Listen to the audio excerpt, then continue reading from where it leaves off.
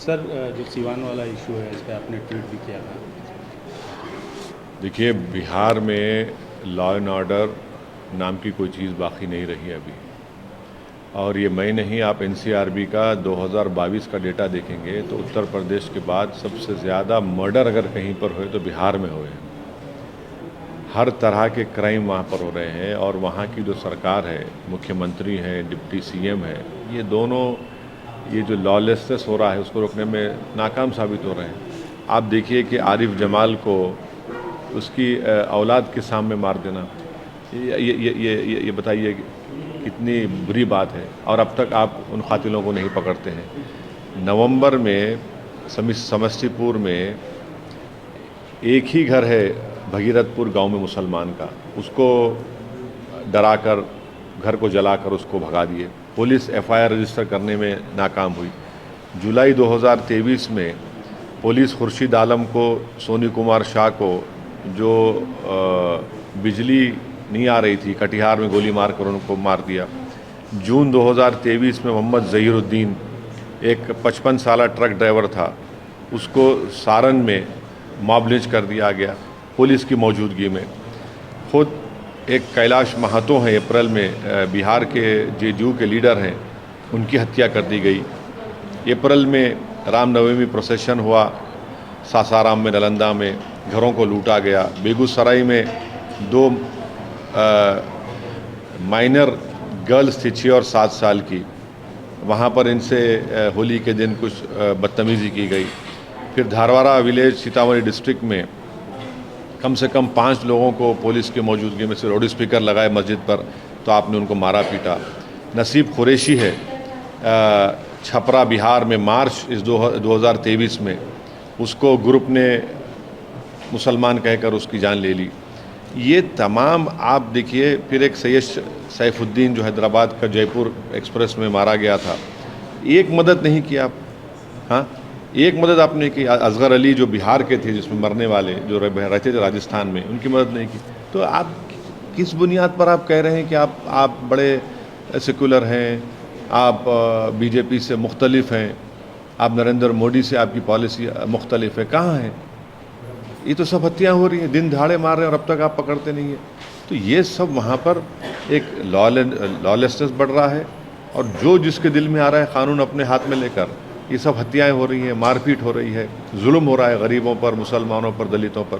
तो मैं इसका कंडेम करता हूँ। ये सरासर नाकामी है नीतीश कुमार सरकार की, जो आरिफ जमाल को जिन्होंने मारा है। सर, कर्नाटक के हवाले से 2 दिन पहले ऐसी खबर आई कि हिजाब पर से बैन हटा लिया गया, लेकिन कल फिर मुख्यमंत्री के हवाले से ये बात हुई कि हम विचार कर रहे हैं। 7 महीने हो गए हैं सरकार के बने हुए, और चुनाव में 7 महीने हुए हैं। इनको सिर्फ एक गवर्नमेंट का ऑर्डर निकालना है। वो ऑर्डर निकालने से डर रहे हैं, कांप रहे हैं। अरे भाई, आप ऑर्डर वापस ले लीजिए और ये ऑर्डर निकालिए कि भाई आप जिसको जो कपड़ा पहनना पहनिए, क़िस्सा ख़त्म, बर्खास्त। कोई ड्रेस कोड नहीं होगा, इतना ही निकालना है ऑर्डर इनको। ड्रेस कोड नहीं होगा, आप वो भी नहीं निकालना चाह रहे। और मुख्यमंत्री जनसभा में एक बात बोलते हैं और फिर मीडिया को आके आधे घंटे में कहते हैं कि नहीं, अभी हम विचार कर रहे हैं, सोच रहे हैं। तो ये तो कर्नाटका के उन मुसलमानों को, उन मुस्लिम ऑर्गेनाइजेशन को सोचना पड़ेगा जो बड़ा ज़ोर शोर से प्रचार किए थे कांग्रेस के लिए, वहाँ पर सिद्धरामैया के लिए। अब वो लोग खामोश क्यों हैं? जो लोग हमको गुस्सा करते थे, हम पर तनकीद करते थे, अब वो बोले ना भाई, आपने इनके लिए प्रचार किया, इनको आपने सत्ता दी, तो इनको चाहिए। इनका मुख्यमंत्री एक मामूली सा ऑर्डर निकालने से पसोपेश कर रहा है, घबराहट महसूस कर रहा है, कंफ्यूज हो जा रहा है। जनसभा में एक बात बोलते कि जिसको जो खाना है खाइए, जो पहनना है पहनिए, और फिर फ़ौरन एक आधे घंटे के बाद बोलते नहीं, अभी तो हम फैसला नहीं लिए। तो हम कर्नाटका के कांग्रेस सरकार से, सिद्धरामैया मुख्यमंत्री जी से ये डिमांड करते हैं कि आप फ़ौरन अपनी सरकार से एक ऑर्डर निकालिए जिसमें ये जो हिजाब पर पाबंदी उसको ख़त्म करिए। भाई, हिजाब पहनकर भी लड़कियां पढ़ना चाह रही हैं, उनका तालीम मुतासिर हो रही है, उनकी शिक्षा मुतासिर हो रही है, और क्यों उनको आप रोक रहे हैं हायर एजुकेशन में तालीम हासिल करने से? सर, रजौरी और पुंछ में जो घटना घटी, देखिए, ये जो घटना घटी है ना, इसको जितना भी कंडेम करे कम है।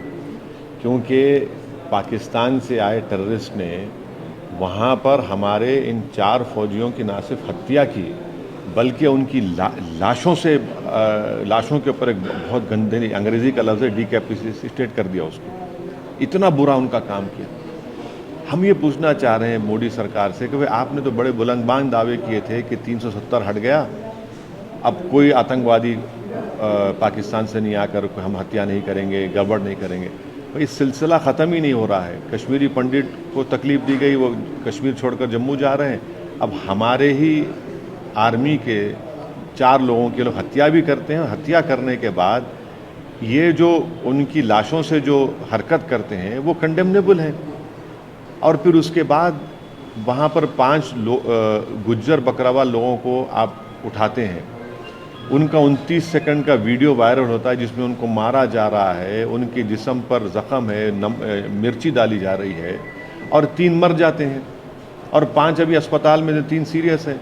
ये कैसा होता है बताइए। यही गुज्जर बकरावाल कम्युनिटी के लोग हैं जो हमेशा आतंकवादियों के खिलाफ लड़ते रहे और हमारी फ़ौज का साथ देते रहे। आप उन्हीं को एलिनेट कर रहे हैं और सिर्फ कंपनसेशन दे दिए, नौकरी दी। अरे अरेस्ट क्यों नहीं करते उन लोगों को? आपकी कस्टडी में, सरकार की कस्टडी में उनकी मौत हुई है।